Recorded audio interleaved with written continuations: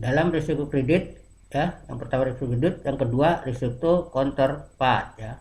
Risiko di sini counterparty, di sini risiko pre-settlement, yaitu risiko pre-settlement yang timbul apabila seorang nasabah yang memiliki reciprocal agreement dengan perusahaan ya cedera janji, default ya. Kalau ada kalimat default, apa yang namanya default itu adalah cedera janji ya. Nah, default atas suatu kontrak dengan perusahaan sebelum berakhirnya kontrak tersebut. Jadi kalau orang yang sudah kontrak ya, kontrak apapun, misalkan kontrak pengadaan barang, kontrak jual beli ya kan, kontrak untuk penggunaan dana ya. Jadi sebelum berakhirnya apa namanya kontrak itu ya, apabila setelah berakhir kontrak itu dia tidak bisa memenuhi kewajibannya, dia kontrak janji. Sama misalkan kontrak pengerjaan proyek. Nah, kontrak pengerjaan proyek jalan harus selesai dalam waktu 3 bulan, ternyata dikerjakan lebih dari 3 bulan. Nah, berarti dia itu cedera janji.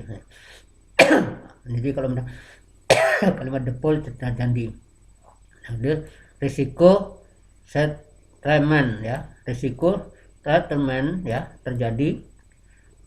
Settlement ya, settlement ini terjadi jika perusahaan secara bersamaan melakukan pertukaran atau pengiriman uang dengan counterparty, di mana perusahaan tidak dapat ya memastikan bahwa pengiriman uang tersebut dari counterparty tersebut telah diterima. Jadi bisa saja kita mengirim barang ya, kirim barang, nah, tapi pada saat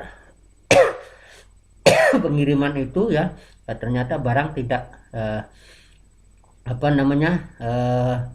pengiriman barang itu ya dari counterparty tersebut telah diterima pada saat yang bersamaan, tidak bisa diterima dengan saat bersamaan kan. Jadi settle ya. Nah, settle artinya pada waktu pengiriman terus ada beritanya barang itu terima dan lain sebagainya. Hanya kalau kita bisnis mengirimkan barang itu barang udah terima atau belum gitu.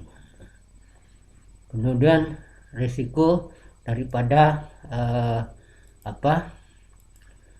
user ya, risiko dari user emitment. Siapa ini kalau dalam ini nanti dalam perusahaan ya, user emitment itu perusahaan yang mengeluarkan saham, itu user ya.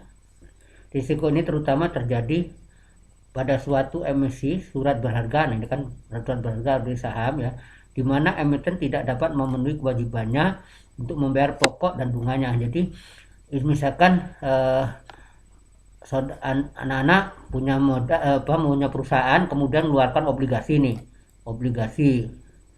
Kemudian pada waktu jatuh tempo ya, mereka tidak bisa membayar ini pokok dan bunganya ya, efek yang ditimbulkan pada saat jatuh tempo atau berupa turunannya harga sekunder saham, dan ini diterbitkan hubungan dengan perubahan kredit rating standar. Nah, nanti kita akan mengenal rating kredit ya, rating standar ya.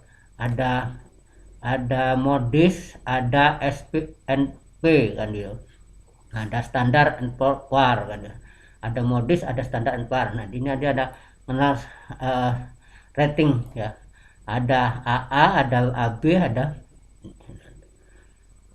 nanti Bapak jelaskan yang ini urus rating ini di mengenai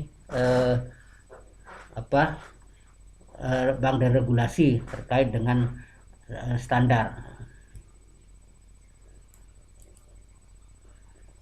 Nah, sekarang penjaminan ya, penjaminan atau underwriting ya, penjamin emisi. Siapa sih penjamin emisi? Nah, kan gitu. Nah, penjaminan emisi. Di dalam kegiatan penjaminan emisi dan distribusi risiko user ini juga dapat timbul apabila perusahaan tidak dapat menjual kepada investor. Nah, dia kan udah mengeluarkan saham nih, mengeluarkan obligasi, tapi tidak bisa dijual. Kemudian jumlah pembeli, komitmen pembelian surat berharga dalam jangka waktu yang telah ditentukan sebelumnya. Jadi dia tidak sanggup untuk tidak melakukan pembelian. Risiko pasar, risiko yang timbul dikarenakan antara lain pergerakan tingkat bunga nilai tukar. Ya, namanya pasar itu ini pasarnya pasar uang ya. Pasar timbul karena adanya pergerakan tingkat bunga. Kembali ke awal lagi bahwa awalnya manajemen risiko itu hanya sifat untuk mengantisipasi dan strategi.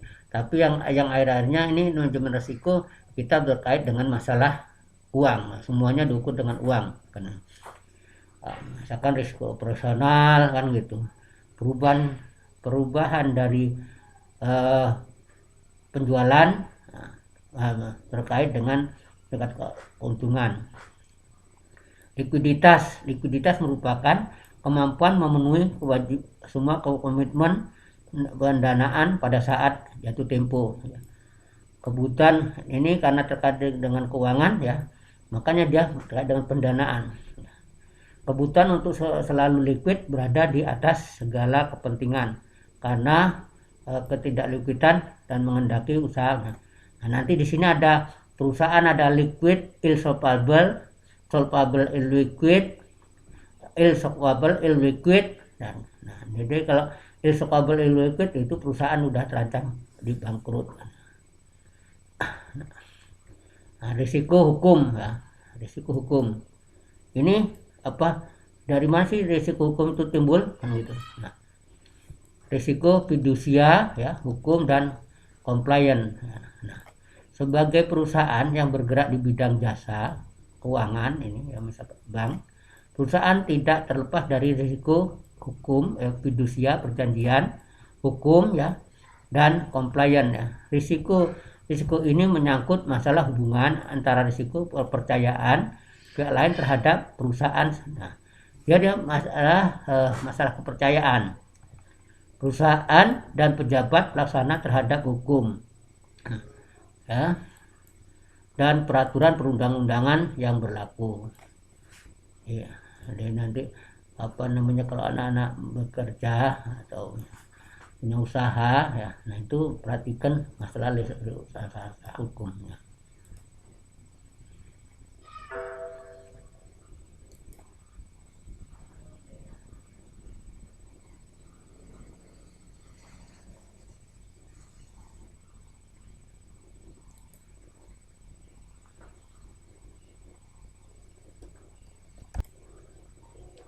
Nah, demikianlah terkait dengan tanggung jawab ya, pengorganisasian daripada manajemen risiko sendiri. Dan untuk selanjutnya akan Bapak sampaikan masalah regulasi perbankan ya. Mengapa bank itu diregulasi?